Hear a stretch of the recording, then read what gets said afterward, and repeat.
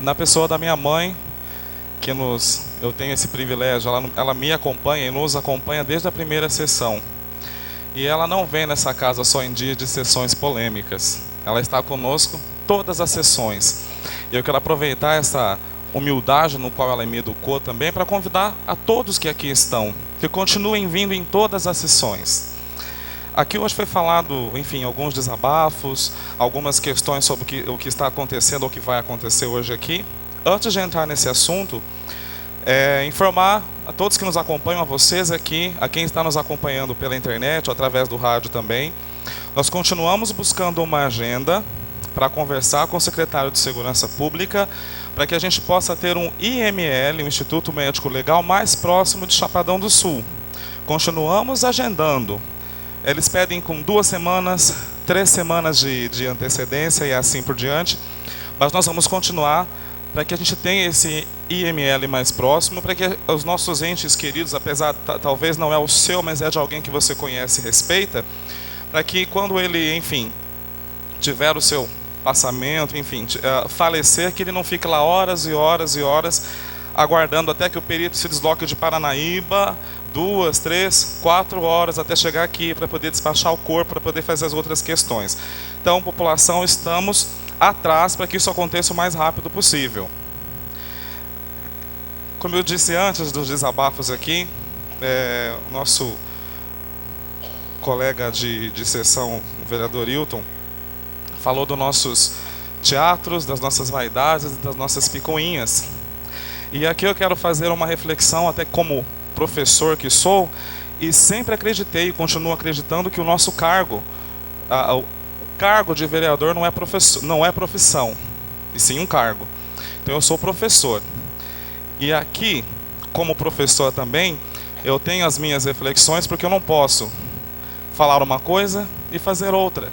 Como também não posso falar uma coisa aqui e depois fazer outra para os meus alunos lá, na sala de aula. E como professor há 17 anos neste município, inclusive professor de muitos dos que aqui estão, professor dos filhos, dos netos, dos pequenininhos, dos adultos na faixa sul e assim por diante. E ainda continuando esse mesmo assunto, vejam vocês, o vereador aqui falou quem foi procurar administração, quem não foi procurar as picuinhas disso ou daquilo. E eu me lembro que no ano de 2013, quando o ex-secretário de Finanças, Altair, foi preso, eu tive uma conversa com o prefeito sobre isso. Uma conversa e perguntei francamente a ele se ele estava observando qual era o processo das licitações. Se as licitações estavam correndo conforme tem que ser. Porque a população que aqui está e quem está nos ouvindo também, por mais que a gente estude antes de entrar para o cargo de vereador, depois que a gente se torna vereador, precisamos continuar estudando. Quem não tem noção, quem não conhece sobre a licitação, eu convido a todos a ler mais, a se capacitar mais e a participar mais, para vocês entenderem o quão sério que é uma licitação. Aí imaginem vocês, que depois dessa conversa, isso num final de semana, numa segunda-feira, eu voltando, porque eu precisava fazer revogação do meu concurso para voltar a dar aula no estado. No final de semana dessa conversa, na segunda-feira, o prefeito confiando no secretário de Finanças, eu tendo essa conversa, pedindo para que ele também olhasse e acompanhasse, independente de qualquer coisa, eu acho que isso também é papel dele.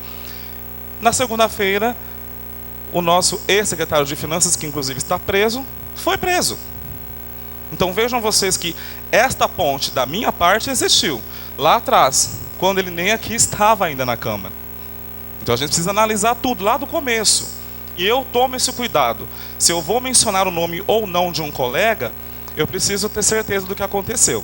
Eu tomo esse cuidado e eu tenho esse respeito a partir do momento que eu menciono ou não o nome de um colega. E população que aqui está, vocês que aqui estão, trouxeram faixas, eu acho que é importante se manifestar. Mais importante ainda, é ouvir os dois lados. E mais importante do que isso ainda, é participar de verdade. Ficar nas redes sociais, relinchando coisas, cheios de achismos, eu acho isso, eu acho aquilo, não leva a nada. Agora a conversa olho no olho, com honestidade, nós vamos caminhar. Então se é picuinha de um lado, se é do outro, se é ego político, se alguém está interessado futuramente, eu procuro dar nome aos bois. Eu não falo pelos outros, eu falo por mim. Então, eu estou dizendo aqui em meu nome. Depois alguém está gravado, alguém pode falar, foi o teacher que falou, porque isso eu ensino para os meus alunos. Assuma o que você faz. Não fale do colega, não fale em nome de outra pessoa. Assuma o que você faz. Foi assim que a minha mãe me educou e aqui está ela, se caso alguém queira conversar com ela depois. E aí, sobre o que nós vamos votar aqui hoje, entre detalhes, entre outras questões que aconteceram, eu quero convidar novamente a população.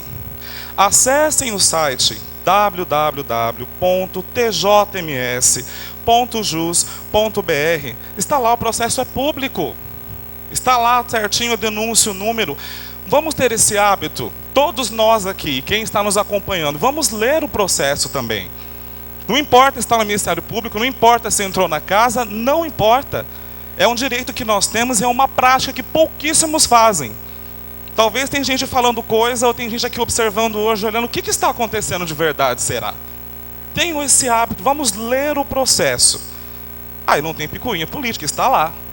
Está lá, comprova, é isso ou não é, tem a documentação, tem o RG de pessoas que são muito sérias, por sinal, que fizeram ou não a denúncia, está lá. Aí cada um de nós vamos ter a nossa ideia, o nosso pensamento sobre as coisas. É esta reflexão que eu quero deixar aqui para todos vocês. E continuo reforçando o convite. Quando vocês precisarem, quando acharem necessário, venham até a Câmara. Vocês sabem onde encontrar cada vereador, venham conversar, venham dialogar, porque a sessão às vezes fica tensa, as pessoas ficam aqui às vezes fazendo cara feia para a gente de longe. Eu não tenho medo de cara feia, porque se eu tivesse medo de cara feia, nem professor eu era. Então eu não tenho medo de cara feia. Pelo contrário, eu ainda acredito que a gente tem que conversar. E vamos sorrir mais. Vamos sorrir. Porque cara feia, o mundo está cheio. Uns falam que quem faz cara feia é quem tem fome, etc, etc, etc. Mas eu não tenho medo. Senão nem professor eu era. E ainda sou professor e estou no cargo de vereador. Então vejam vocês que esse tipo de coisa não me amedronta, não. Boa noite e muito obrigado pela presença de vocês.